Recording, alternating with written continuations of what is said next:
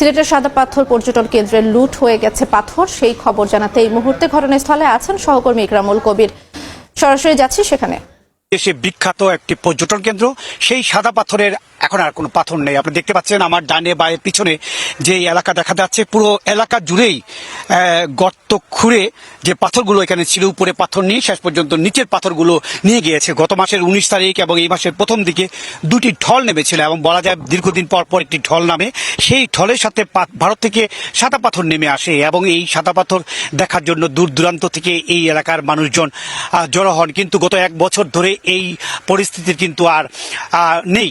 এখন এই সাদা পাথর পর্যটন কেন্দ্রের 4 ভাগের 3 ভাগই পাথর চলে গেছে। বিভিন্ন যারা লুটপাট করেছে, লুটতরাজ করেছে, তাদের কাছে চলে গেছে, তারা বিক্রি করে দিয়েছে এবং কিছু অংশ, নদীর কিছু অংশ, সামান্য কিছু অংশ রয়েছে সাদা পাথর, সেই এলাকায় পর্যটকরা আসছে এবং পর্যটকের সংখ্যা অনেকটাই কমে গেছে। এখানে যারা পর্যটক সংশ্লিষ্ট ব্যক্তিরা আছে তারা